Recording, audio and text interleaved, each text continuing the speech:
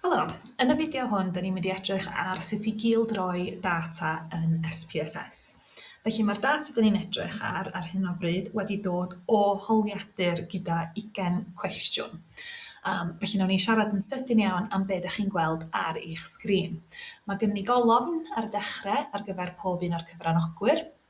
Wedyn mae gen ni golofn yn dweud os ydy beth yw oedran nhw. Felly mae gen ni grŵp 1 a grŵp 2. Ac os ydym ni'n clicio ar y botwm hwn, mae'n mynd i ddeud wrth ni pa grŵp maen nhw yn.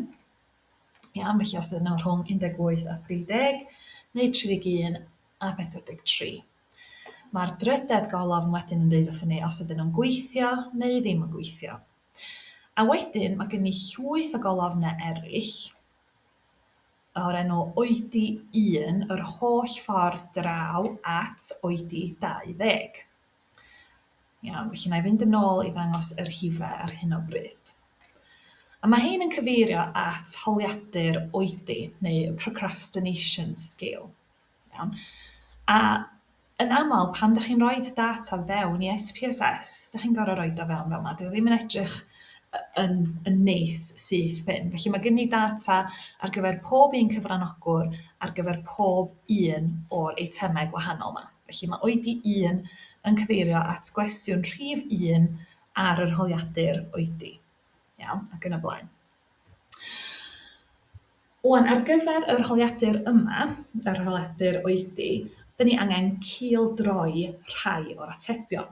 Iawn, felly cildroi yn cyfeirio at reverse coding.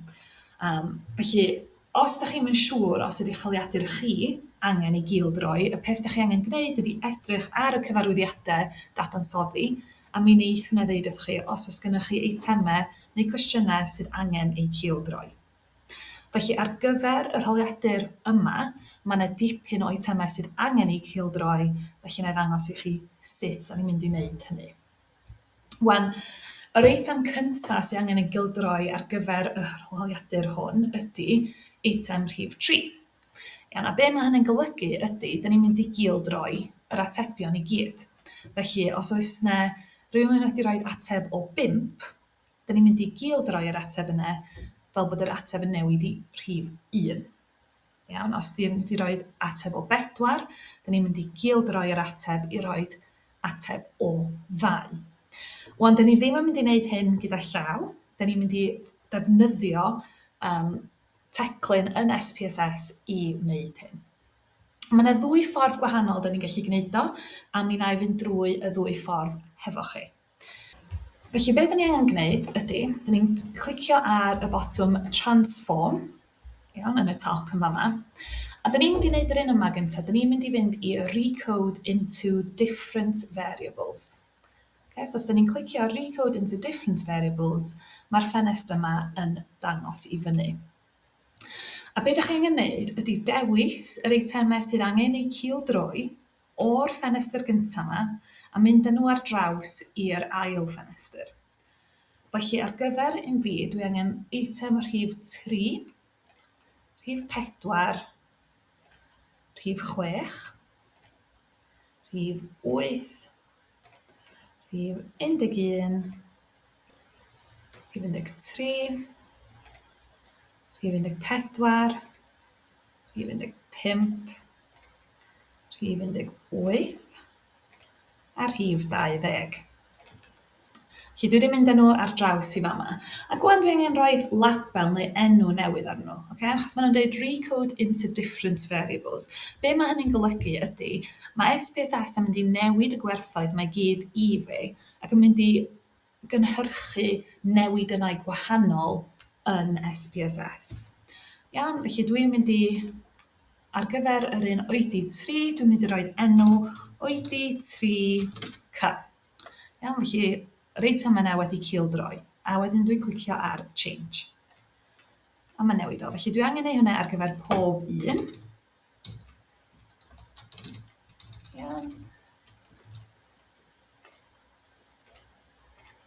Felly mae hwn yn cymryd chydig bach o amser.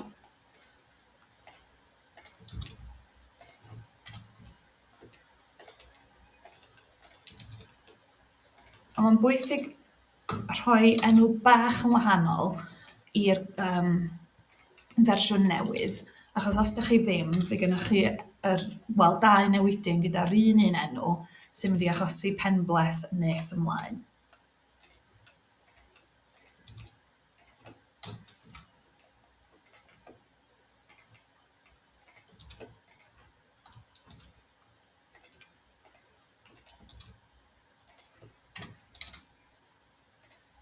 Iawn, felly, wan, dwi wedi rhoi enw newydd ar gyd o'r newidynau dwi angen i cildroi.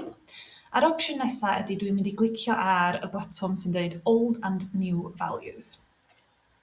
Ac yma dwi'n mynd i ddeud wrth SPSS sut dwi eisiau fan newid pethau. Felly, ar gyfer pob cwestiwn, oedd y cyfranogwyr yn gallu ateb, rhoi ateb o'r rhwng 1 a 5. Felly, os dwi'n cildroi yr eitemau, yn lle yr rhif 1, dwi'n mynd i roi 1 fel gwerth hen. Dwi'n mynd i ddeud wrth SPSS, dwi eisiau'r gwerth newydd fod yn 5.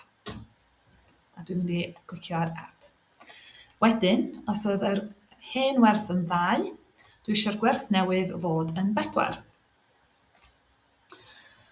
Os oedd yr hen werth yn 3, dwi eisiau'r gwerth newydd fod yn 3. Wel, mae yna dipyn o bobl yn gwneud y camgymeriad o beidio a chynnwys y gwerth yma. Iawn, oherwydd yr un gwerth ydi o. Os ydych chi ddim yn gwneud hyn, mi wneith SPSS anghofio neu adael allan y gwerthoedd hwn. So nawn nhw ddim wneud unrhyw beth i'r rhif 3, a fe gennych chi ddim gwerth yna. Felly mae'n bwysig iawn gwneud yn siŵr bod chi'n cynnwys hwnna.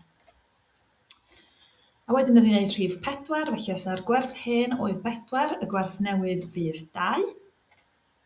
Ac os y gwerth hen oedd 5, y gwerth newydd fydd 1. Iawn, felly ydych chi eisiau gwneud yn siŵr bod gennych chi yr eitemau i gyd yn fama, yr rhifau i gyd yn fama.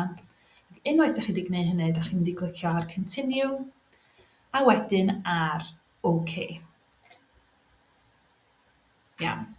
Wel, diolch yn edrych o bod unrhyw beth di newid, ond os ydych chi'n mynd ar draws wan, newch chi weld bod yna golofnau newydd ar gyfer yr eitemau dyn ni wedi nodi. Iawn, felly dyn ni'n gallu gweld mae'r enwau yn cynnwys y C, sy'n dweud bod nhw wedi cildroi, a mi fedrwn ni gymharu nhw gyda y gwerthoedd eraill. Felly os yna ni edrych ar colofn 18, enghraifft. Felly yr rhif newydd ydy rhif 2. Iawn, so os ni'n edrych ar yr eitem gwreiddiol, dyn ni'n gweld mae'r gwerth gwreiddiol oedd rhif 4. Felly mae hwnna'n ffordd dda iawn o jyst gwirio bod y cildroi wedi digwydd y ffordd oedd o fod i ddigwydd.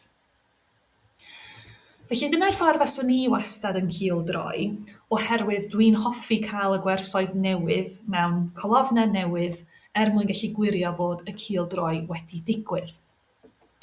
Ond mae'n ffordd arall o wneud hyn hefyd, felly nawn ni'n ddangos hynny yn sydyn iawn. Felly, da ni'n mynd i wneud yr un peth, da ni'n mynd i fynd draw i Transform, ond yn lle dewis Recode into Different Variables, da ni'n mynd i ddewis Recode into Same Variables y tro hwn. Iawn, felly be mae hyn yn mynd i wneud ydy, mae'n mynd i mae'n mynd i roi rhifau newydd yn y colofnau sy'n bodoli yn barod, yn lle creu colofnau newydd. Felly eto, be dwi angen gwneud ydy dewis yr eitemau dwi angen eu cildroi. Felly mi fydd yr eitemau yma yn dibynnu ar eich holiadur chi. Felly mae'n well gwirio pa eitemau sydd angen eu cildroi ar gyfer eich holiadur chi. Felly dwi wedi symud yr eitemau perthnasol ar draws, a dwi'n mynd i glicio ar Old and New Values a rhoi yr un rhifau i fewn. Iawn, felly yr hen werth oedd 1 a'r gwerth newydd oedd 5. Yr hen werth oedd 2 a'r gwerth newydd oedd 4, ac yn y blaen. Felly mi fydd y gwerthoedd yma yn dibynnu ar eich holiadur chi hefyd. Iawn, mae yna rei holiaduron yn defnyddio graddfa o 7, felly fysa chi angen newid y rhifau yn fan'na. Iawn, ond ar gyfer yr un yma, dyn ni'n mynd o 1 i 5. Felly dwi wedi gwneud hynny. Wan, cyn i mi glicio ar OK, os newch chi edrych ar y golofn oedi 3. Iawn, hwn ydy un o'r eitemau sy'n mynd i gael eu cildroi. A nawn ni edrych ar y gwerth cyntaf. Felly 5, mae'n mynd 5, 3, 5. Iawn, a wedyn nawn ni glicio ar OK a nawn ni weld beth sy'n digwydd i'r gwerthoedd yna. Okay. Felly, da ni'n gweld wan mae'r gwerthoedd wedi newid o 5 i fod yn 1.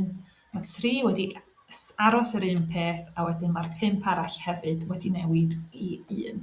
Felly mae'r cildroi wedi gweithio y ffordd yma.